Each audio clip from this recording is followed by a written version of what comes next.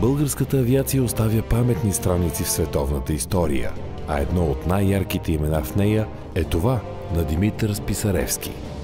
Той се ражда през 1916 година в Добрич и е кръстен на чичо си, загинал в Междусъюзническата война, убит от сърбите като парламентьор. Само 3 години по-късно Южна Добруджа за втори път е откъсната от България и заграбена от Румъния. Баща му, финансов инспектор в общината в Добрич, има хубава работа и добра заплата, но поръчва в кръчмата да изпълнят българския национален химн "Шуми Марица", за което е уволнен и изгонен от страната.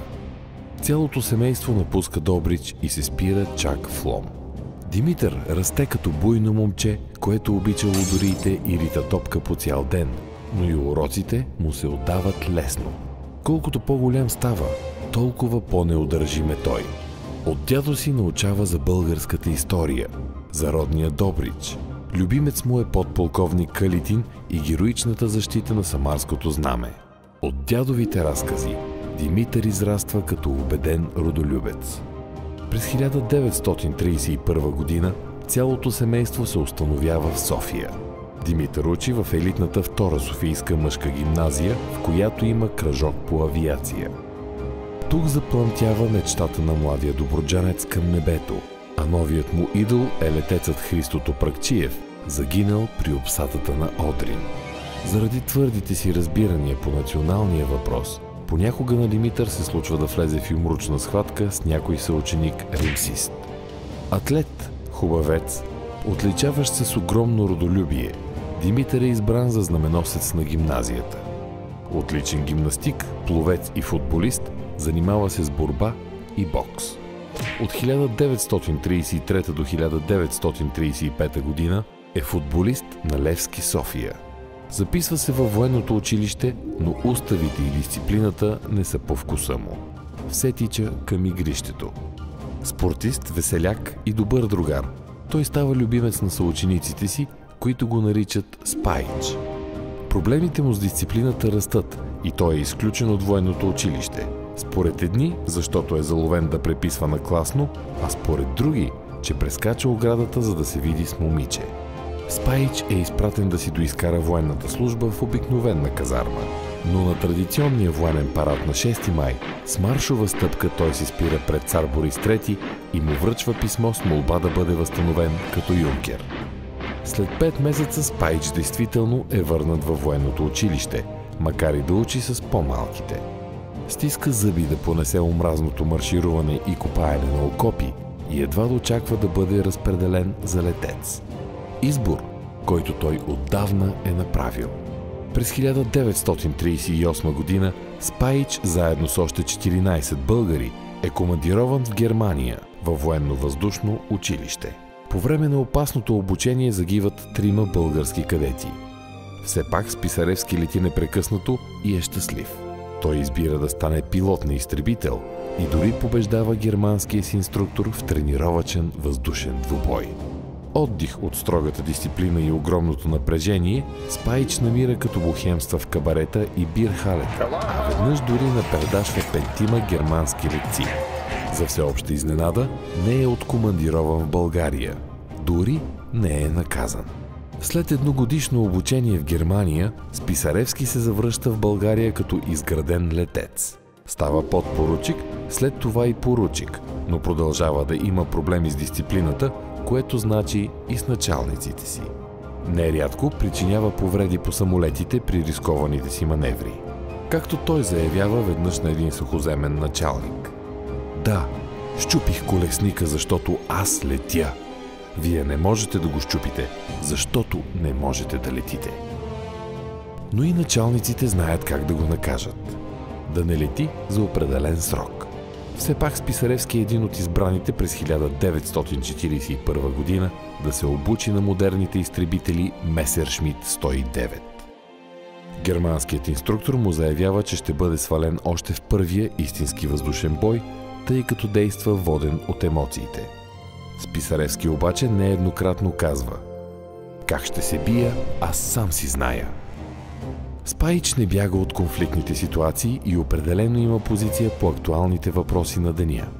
Той измъква от ръцете на полицаи арестувана еврейка насред София и публично заклеймява антиеврейската истерия. Неведнъж ругае германците за тяхната надменност. Нищо, че са съюзници.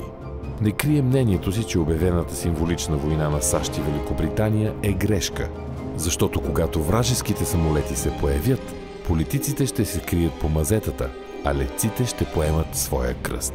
Военните пилоти имат определен ореол в обществото и често им се прощават някои волности и нарушения на реда. Но Спаич се отличава дори от най-буйните си колеги.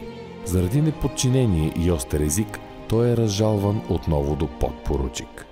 За кратко време на няколко пъти е преместван от едно летище на друго, в резултат от скандали в заведения, при които той използва и силата си. Веднъж в Плевен набива абитюренти насред бала им, защото вместо да пеят български военни маршове, слушали модерни чуждестранни мелодии. През есента на 1943 година започват вражеските бомбардировки над София, а Списаревски принудително стои на земята. Той посещава пострадалия квартал Хаджи Димитър и е покъртен от тежките поражения и страданието на хората. Спаич иска да се хвърли в бой и молбата му да бъде командирован при воюващите е удовлетворена. На 20 декември 1943 година 60 летящи крепости Liberator B-24 с охрана от 50 изтребителя Lightning се насочват към София. Българските изтребители са многократно по-малобройни. Отбранявайки небето над столицата, в първия си и последен боен полет, Списаревски сваля една и се врязва със самолета си в друга летяща крепост, като сваля и нея, но загива и самият той. И до днес се гадае, ранен ли е бил, мунициите ли е свършил, че прави жива торпила. Целта на Списаревски обаче е постигната. Американските бомбардировачи не успяват да спуснат смъртоносния си товар върху столицата.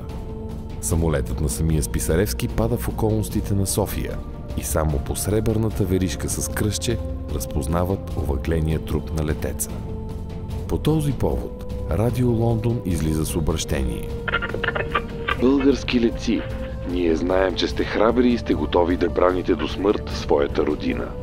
Но няма смисъл да се блъскате в нашите крепости, защото вие сте малко, а ние сме хиляди. Ще последват нови бомбардировки, нови подвизи на българските летци и нови жертви. Но Списаревски остава в българската история със саможертвата си, а едва на 27 години. След 9 септември 1944 година новите властници се страхуват точно от родолюбието и името на Списаревски целенасочено е обречено на забвение. В наши дни махалото е направило поредния си ход и различни групи се опитват да си присвоят Списаревски. Няма нужда обаче да се излъсква образът му от всяка реална или въображаема прашинка. Да, той не е бил безгрешен, както никой от нас не е, но е загинал в името на идеята, в която е вярвал. В България. Лудата глава, както са го наричали, сам избира смъртта си, за да спаси от ужасна смърт сънародниците си на земята. И това е повече от достатъчно, за да сведем глава пред паметта му.